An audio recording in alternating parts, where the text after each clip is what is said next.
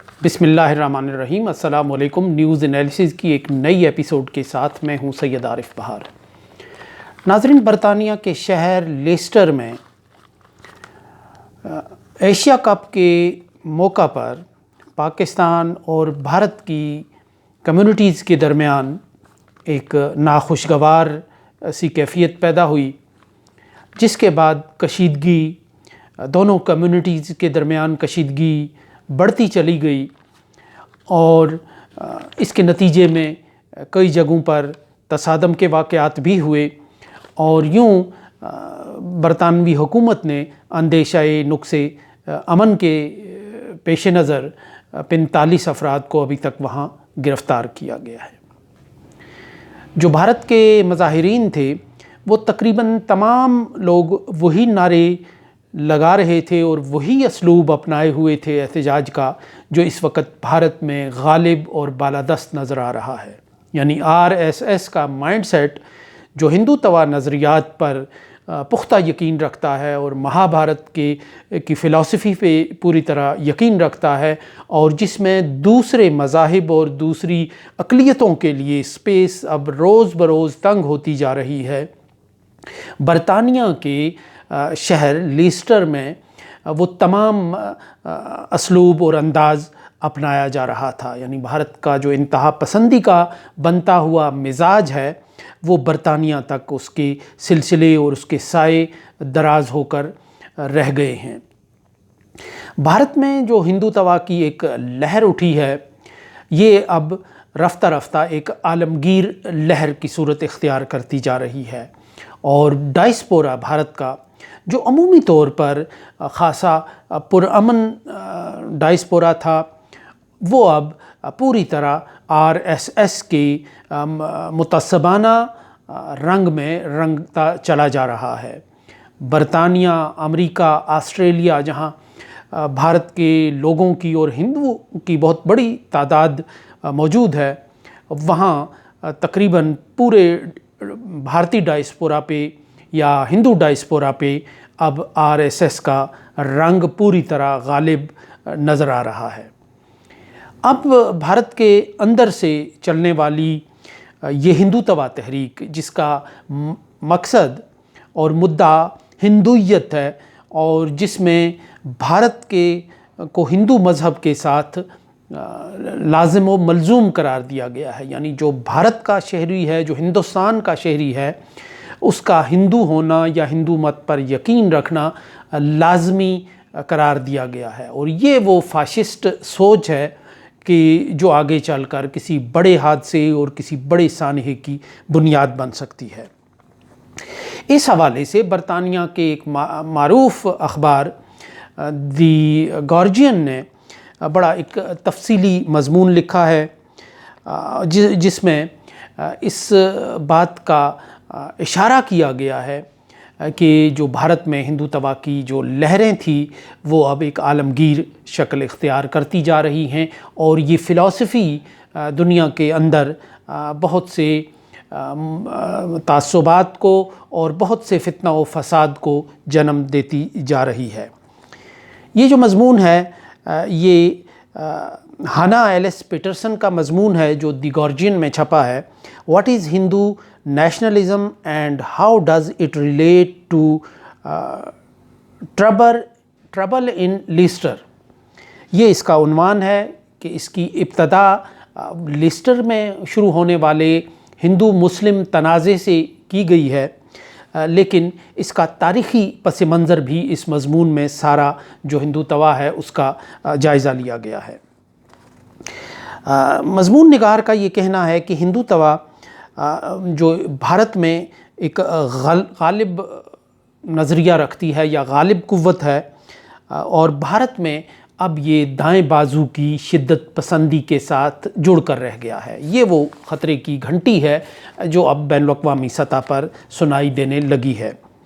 مضمون نگار کا یہ کہنا ہے کہ ہندو نیشنلزم ایک پولیٹیکل آئیڈیالوجی ہے،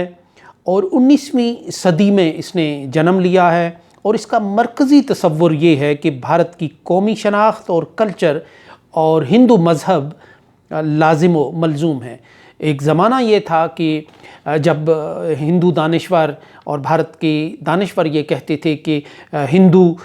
مذہب کی خوبی یہ ہے کہ یہ خود کو بہت سی تہذیبوں کو اپنے اندر جگہ دیتا ہے، ضم کرتا ہے، جیسے مسلمان حملہ آوروں یا سلاطین کی جو تہذیب تھی اس کو اس نے اپنے اندر سمویا۔ لیکن اب اس فلسفی کے بالکل برعکس یہ کہا جا رہا ہے کہ ہندوستان اور ہندو مت اور ہندو تہذیب جو ہے وہ لازم و ملزوم ہو کر رہ گئی ہے۔ اسی لیے یہ نعرہ دیا جاتا ہے کہ ہندوستان میں رہنا ہوگا، جے شری رام کہنا ہوگا۔ تو اس کا مطلب یہ ہے کہ ہندوستان میں صرف وہی لوگ رہ سکتے ہیں جو ہندو ہوں یا ہندو بن کر رہیں۔ تو مضمون نگار آگے چل کر یہ لکھتی ہیں کہ 20ویں صدی میں اس کا ظہور ہوا، اور آزادی کی تحریک کے ساتھ ہی جب بھارت میں آزادی کی تحریک چل رہی تھی، ایک طرف گاندھی اور نہرو اس کی قیادت کر رہے تھے ہندوؤں کی طرف سے، تو اسی وقت RSS کی صورت میں جو ان کے سروارکر جو تھے، لیڈر جو تھے RSS کی بنیاد اس وقت رکھی گئی 1920 میں، اور اس کا جو مقصد اور مدعا تھا وہ ہندو توا اور ہندوازم کی بالادستی تھا اس وقت سے، کیونکہ وہ یہ جان چکے تھے کہ بالآخر انگریز کو یہاں سے رخصت ہونا ہے۔ تو یوں رفتہ رفتہ یہ جو نظریہ ہے سروارکر کا، یہ فاشزم اور دائیں بازو کی شدت پسندی سے جڑ کر رہ گیا، اور اقلیتوں کے خلاف عدم برداشت کا ایک سلسلہ اس سے چل پڑا۔ یعنی اپنی تاریخ میں یہ جو نظریہ ہے، یہ جو جماعت ہے RSS کی 3 بار بین ہو چکی ہے، اور ایک بار وہ کہ جب اس جماعت کے ایک ورکر نے گاندھی کو، جو مہاتما گاندھی اور بھارت کی آزادی کے ہیرو تھے اور باپو کہلاتے تھے، انہیں قتل کر دیا تھا۔ اب اس نظریے کو نیا جو ظہور ہے وہ، اور اس کو ایک انٹرنیشنلائزیشن اس کی جو ہوئی، مضمون نگار کے مطابق وہ 2014 کے بعد اس وقت سے ہوئی جب نریندر مودی بھارت میں برسر اقتدار آئے، اور انہوں نے اپنی مقبولیت کے ساتھ ساتھ اس نظریے کو ڈائسپورا میں پھیلانا شروع کر دیا، اور یوں ڈائسپورا جو ہے وہ BJP کے اثرات میں آتا چلا گیا۔ بالخصوص UK، امریکہ اور آسٹریلیا میں سوشل میڈیا کے ذریعے ہندوتوا نظریے کو پھیلایا گیا، اور ڈائسپورا کے ذہن جو ہے وہ مسموم کیے گئے اس حوالے سے۔ گو کہ اوورسیز اب ووٹ نہیں ڈال سکتے ابھی تک بھارت میں، لیکن بھارت میں وہ اپنی کمیونٹی کے ساتھ جڑے ہوئے ہیں، اور الٹیمیٹلی وہ جو بھارت میں نظریہ اس وقت غالب ہوتا جا رہا ہے، پروان چڑھتا جا رہا ہے، تیزی سے وسعت پذیر ہوتا جا رہا ہے، اس کے زیر اثر ڈائسپورا آتا چلا گیا۔ ہاؤڈی مودی جو مظاہرہ تھا ٹیکساس میں، امریکہ کے شہر میں، جہاں 50,000 ہندوؤں اور بھارتی لوگوں نے شرکت کی تھی، وہ اس کا ایک ثبوت تھا۔ اور اس مظاہرے میں، ہاؤڈی مودی فنکشن میں، امریکہ کے اس وقت کے جو صدر ٹرمپ تھے انہوں نے بھی شرکت کی تھی۔ یہ BJP کے ایجنڈے اور ہندوتوا ایجنڈے کے عالمگیر طور پر حمایت کا ایک علامت تھی۔ اسی طرح آگے چل کر وہ یہ لکھتی ہیں کہ اس کے ساتھ ساتھ پھر جو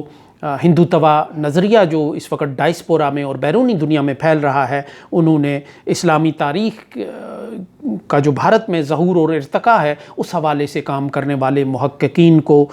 جامعات میں، مغرب کی جامعات میں انہوں نے ٹارگٹ کیا، ان کی آزادیاں چھیننے کی کوشش کی، اور 2021 میں امریکہ میں ہندوتوا نظریے پر جو ایک کانفرنس منعقد ہوئی، یعنی یہ چیلنج ہے، یہ ایک تھریٹ ہے، تو اس حوالے سے اس کانفرنس کے منتظمین کو قتل کی، اغوا کی، ریپ کی دھمکیاں دی گئیں، جو وہاں بین الاقوامی طور پر اب یہ گروپ موجود ہیں۔ اسی طرح انڈیا میں جب اگست میں، جب انڈین ڈے کے موقع پر امریکہ کے ایک شہر میں جب وہاں کی جو بزنس کمیونٹی ہے وہ جب بلڈوزر لے کر آئی مظاہرے کے دوران، اور مودی اور یوگی آدتیہ ناتھ کے جو ماسک پہن کر وہ آئے، تو اور بلڈوزر کا مقصد اور جو علامتی حیثیت تھی وہ یہ تھی کہ بلڈوزر اب بریکٹ ہو کر رہ گیا ہے، مسلمانوں میں جو آواز بلند کرنے والے طبقات ہیں، جو کردار ہیں، ان کے گھر گرانے کے لیے، اور یہ ایک جبر و ستم کی ایک نشانی اور علامت بن گیا ہے بلڈوزر۔ اور اس حوالے سے یوگی آدتیہ ناتھ کو بلڈوزر بابا کے نام سے یاد کیا جا رہا ہے۔ تو ان لوگوں کو بھی ڈرانے، دھمکانے اور ان کو تشدد کا نشانہ بنانے کا ایک عمل اور ایک سلسلہ جو ہے وہ چل پڑا ہے بین الاقوامی طور پہ، وہاں جو گروپ ہیں جو RSS کی آئیڈیالوجی ہے۔ اور اسی طرح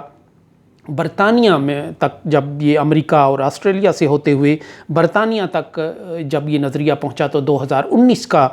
زمانہ تھا کہ جب واٹس ایپ گروپ میں میسیجز کے ذریعے لوگوں کو ابھارا گیا اور جمع کیا گیا اور انہیں مسلمانوں کے خلاف ایک نفرت انگیز مہم میں شرکت کی دعوت دی گئی۔ اور اس کے بعد سے بین الاقوامی سطح پر یہ جو ہندوتوا کا نظریہ ہے، اور چونکہ یہ بھارت کے اندر یہ سمجھتا ہے کہ مسلمان ہی اس کے لیے ایک تھریٹ ہیں، تو اس لیے اس کا جو ٹکراؤ ہے وہ مسلمان کمیونٹیز کے ساتھ ہی ہونے لگا ہے۔ اور لیسٹر میں جو ایک تصادم ہوا ہے، یہ ایک بین الاقوامی طور پر ایک خطرے کی ایک گھنٹی ہے، اور یہ تصادم جو ہے یہ آگے چل کر کسی بڑے تصادم کی شکل اختیار کر سکتا ہے، کیونکہ بھارت میں جو چلنے والی آئیڈیالوجی ہے اور یہ نظریہ ہے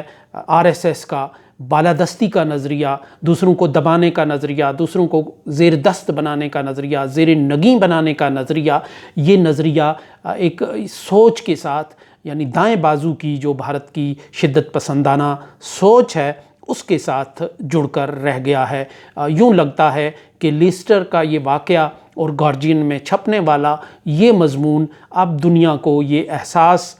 دلانے کا باعث بن رہا ہے، یا دنیا کو رفتہ رفتہ یہ احساس ہو رہا ہے کہ انہوں نے اپنی تہذیب کے پروں کے نیچے جس بھارت کی پرورش کی اور جس بھارت کا ایک امیج